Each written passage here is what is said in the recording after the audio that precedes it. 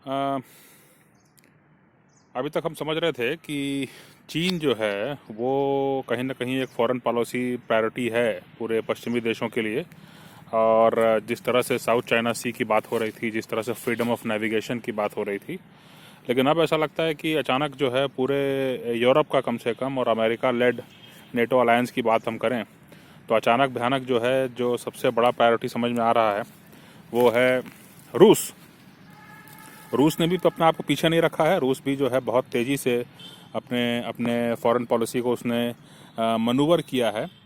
और ये सुनने में आता है कि अब जो है रूस के शासन ने ये बता दिया है कि बेलारूस में बेलारूस को लगभग रूस का ही एक्सटेंशन माना जाता है, हालांकि वो एक अलग देश है। ये माना जा रहा है कि बेलारूस जो कि यूरोप, विशेष रूप से पोलैंड और लिथुआनिया से उनका बॉर्डर लगता है, तो वहाँ पर बेलारूस में जो है वो न्यूक्लियर वेपन्स को डिप्लॉयमेंट की बात अब चल रही है और रूस इसके बारे में विचार कर रहा है। बेलारूस ने अपनी सहमति दे दी है।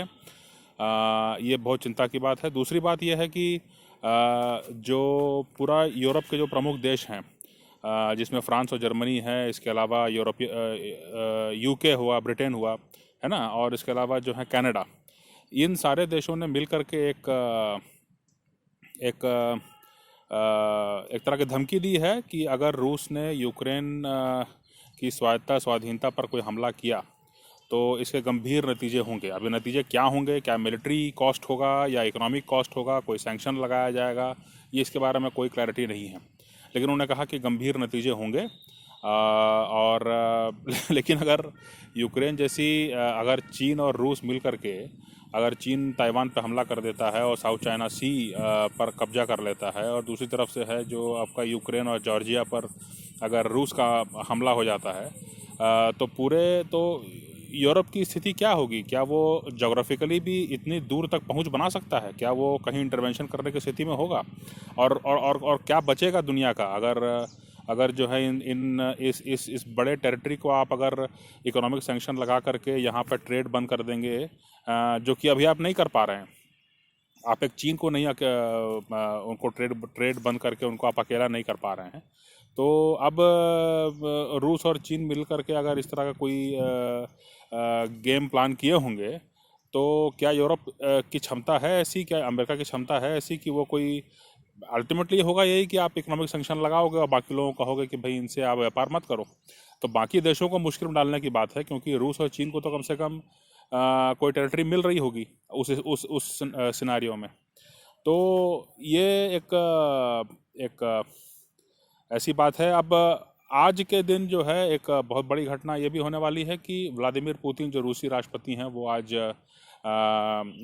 इंटरनेशनल प्रेस से मुखातिब होंगे। उनका उनका जो एक है कि साल का अंत होने के पहले जो है एक प्रेस के सवालों का जवाब देते हैं, डिटेल में जवाब देते हैं उनसे। और इस बार सुनने में आता है कि वो इन पर्सन प्रेस कॉन्फ्रेंस होने वाली है। तो अब इसमें देखने वाली बात यह है कि किस तरह के सवाल पूछ जाते हैं। जाहिर सी बात है कि वर्तमान जो परिदृश्य चल रहा है, जिस तरह से पूरे यूरोप में तनाव है, और विशेष रूप से जो है जो पूर्वी यूरोपियन यूनियन के जो पूर्वी यूरोप के जो देश हैं, उनमें भारी तनाव है। उनको अपना इकोनॉमिक और अपना पॉलिटिकल फ्यूचर ख़तरे में दिखाई पड़ रहा है, क्योंकि इस तनाव का जो है ज़ाहिरा जो नतीजे होंगे वो यही होंगे कि भाई वहाँ पर सैन्यीकरण बढ़ेगा और वहाँ पर जो फ्रीडम है और जो हर तरह का एक बिजनेस एनवायरनमेंट पर काफ़ी असर पड़ेगा। तो इन चीज़ों को देखते हुए जो है काफ़ी चिंता का माहौल तो है। और यूरोप कहीं से भी ऐसी स्थिति में नहीं दिख रहा है कि वो किसी तरह के मिलिट्री कॉस्ट को जो है वो इम्पोज कर सके रूस के ऊपर। तो अब देखने वाली बात है कि कैसे क्या होता है। लेकिन आज का प्रेस कॉन्फ्रेंस इस मामले में बहुत महत्वपूर्ण होने वाला है, क्योंकि इसमें काफ़ी हद तक स्पष्ट होगा कि दरअसल जो है रूस कहाँ तक जाना चाहता है।